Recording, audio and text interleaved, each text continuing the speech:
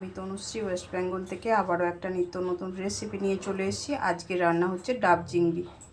কি লাগছে ডাব চিংড়ি করতে সেটা তোমাদেরকে দেখিয়ে দিই। প্রথমে আমি 500 গ্রাম চিংড়ি মাছ নিয়ে এসেছি। সেটাকে নুন হলুদ দিয়ে ভালো করে মাখিয়ে নিয়ে আমি চিংড়ি মাছগুলো ভেজে নেব। ডাব তো অবভিয়াসলি লাগবে ডাব চিংড়ির জন্য, আর অবশ্যই শাঁসওয়ালা ডাব নিয়ে আসবেন আপনারা, কারণ ডাবের শাঁসটায় ফ্লেভারটা কিন্তু প্রেফার করে। তাই ডাবটা অবশ্যই আমরা গোলভাবে কেটে নেব। জলটা আমি বার করে নিয়েছি, এখানে ডাবের জল বার করে নিয়েছি। আর লাগছে পোস্ত, আর ডাবের শাঁসটা দিয়ে আমি এটা বাটবো পোস্তটা। আর সর্ষের অলরেডি আমার ডাস্ট আছে, সেই জন্য সর্ষেটা আমার গুঁড়ো করাই আছে। সর্ষেটা আমি এর মধ্যে দিচ্ছি না, আপনাদের যদি না থাকে গোটা সর্ষেও আপনারা দিতে পারেন। তো কাঁচা লঙ্কা দেবো, পেঁয়াজ একটা গোটা পেস্ট, আর আদা রসুন তো অবশ্যই লাগছে। তো আপনারা ভিডিওটা দেখতে থাকুন স্কিপ না করে। প্রথমে আমি চিংড়ি মাছগুলো ভেজে নেব। চিংড়ি মাছগুলো প্রথমে ভালোভাবে মাখিয়ে নিলাম। তারপর আমি তেল আমার যে গরম হয়ে গেছে তেলের মধ্যে দিয়ে দিচ্ছি। চিংড়ি মাছ বেশি ভাজা যাবে না, বেশি ভাজলেও কিন্তু চিংড়ি মাছের কিমার ভাব আসবে। তাই হালকা করে এক পিঠ ভাজা হয়ে গেলে আবার সেটিকে আমি উল্টে দেবো।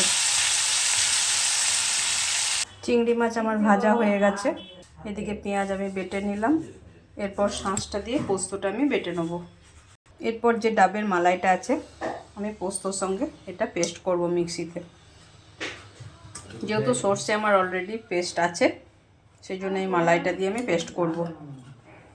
একটু সামান্য ডাবের জলও দিয়ে দেবো এর মধ্যে। সামান্য ডাবের জল দিয়ে দেবো, তাহলে পেস্ট করতে ভালো সুবিধা হবে। তো ডাবের শাঁস আর আমার পোস্ত বাটা হয়ে গেছে। এর মধ্যে আমি সর্ষেটা দিয়ে দেবো। সর্ষেটা আমি এখানে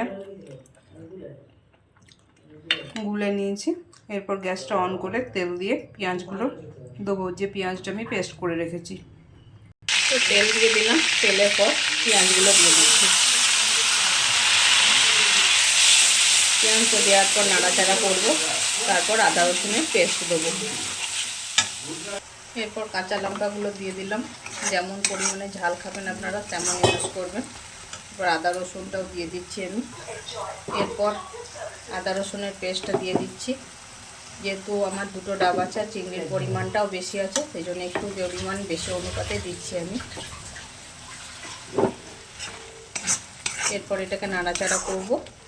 জিরে ধনে কাশ্মীরি লঙ্কা দেবো, দিয়ে দিলাম জিরে ধনে কাশ্মীরি লঙ্কা। এটাতে কিন্তু হলুদ যাবে না। আর আমি এই ডাবের জলটা দিয়েই কিন্তু মশলাটা কষবো, এর মধ্যে আলাদা করে জল কিন্তু ইউজ করব না। যেহেতু ডাবের ফ্লেভারটা এখানে কিন্তু প্রেফার করবে, তাই আলাদা করে জল দেবো না। ডাবের জলটাই আমি আলাদা করে রেখেছিলাম। মশলাটা ভালোভাবে কষবো যাতে ওপর থেকে একদম তেল তেল ছেড়ে আসে।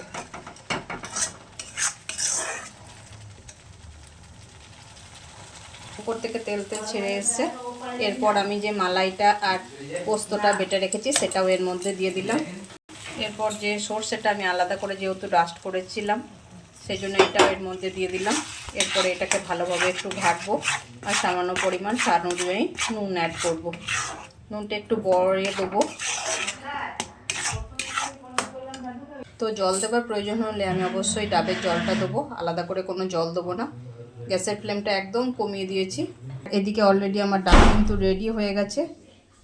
মশলাটা কষানো হয়ে গেলে আমি এর মধ্যে ডাবটা দিয়ে দেবো। চিংড়ি মাছগুলো সমস্ত দিয়ে দেবো। দিয়ে দিলাম ডাবের জলটা। তো আর একটু ডাবের জলটা দিয়ে দিলাম, আর একটু জাস্ট ফুটে গেলে আমি চিংড়ি মাছগুলো দিয়ে দেবো। এরপর আমি এটার মধ্যে সামান্য পরিমাণ নুন দিয়ে দেবো। আন্দাজ মতন আপনারা নুনটা দিয়ে দেবেন। যেহেতু আমার চিংড়ি মাছের পরিমাণটা বেশি আছে, সেই জন্য নুনটা আমি সেরকম আন্দাজ মতন দিয়ে দিলাম। আবার ওইটাকে ভালোভাবে ঘেটে নেবো, কারণ নুনটা আগে দিইনি, তলায় লেগে যাওয়ার সম্ভাবনা থাকে।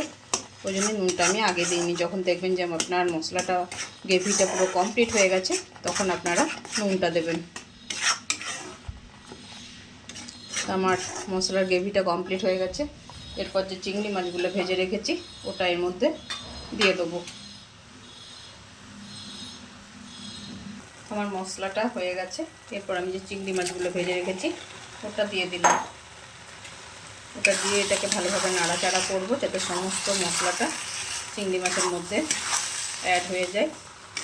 আর ডাবে যে জলটা আছে সেই জলটা এর মধ্যে দেবো, প্রয়োজন যতটা লাগছে সেই অনুপাতে। তো ডাবের জলটা আমার একটু লাগবে, একটু হালকা গ্রেভি টাইপের, না হলে এই ফ্লেভারটা ভালো লাগে না। সেই জন্য আমি ডাবের জলটা পুরোটাই দিয়ে দিলাম। তো এটাকে নাড়াচাড়া করে নেব। তারপর আমি ডাবের মধ্যে চিংড়ি মাছগুলোকে এক এক করে দিয়ে দেবো। এখানে আমি গরম মশলাটা অ্যাড করে দেবো। ওপর থেকে আমি গরম মশলা দিয়ে দিলাম। এরপর গ্যাসটা অফ করে, যেহেতু ডাবের মধ্যে এইখানে 50% হয়েছে, অর্ধেক 50% ডাবের মধ্যে হবে কুক, সেই জন্য আমি গ্যাসের নবটা এবার অফ করে দেবো। তো আমি সমস্ত গ্রেভিটা ডাবের মধ্যে দিয়ে দিলাম। এরপর আমি ওপর থেকে ডাবটাকে সিল করে দেবো আটার মাধ্যমে। তো ওপরে যেহেতু অংশটা আমার কাটা হয়ে গেছে, বাজার থেকে কাটতে পারিনি, তাই আমার গোল সাইজের একটা বাটি আছে, সেটা দিয়ে আমি আটাটার মাধ্যমে এটাকে সিল করে দেবো। এই যে গোল বাটিটার মাধ্যমে আমি এটাকে সিল করব আটা দিয়ে। আটা আমি অলরেডি মেখে নিয়েছিলাম।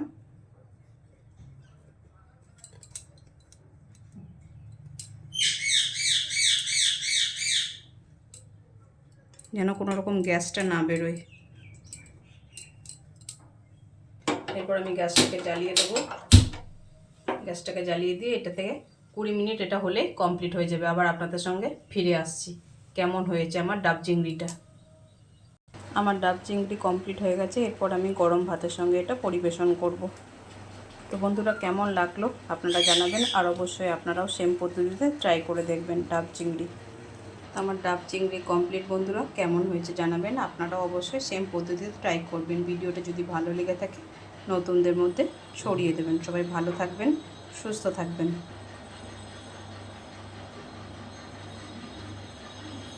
কেমন হয়েছে ডাব চিংড়ি? কেকটা তো এখানে কেউ জানে না, এমন জায়গায় নাম করো যাতে সবাই জানে।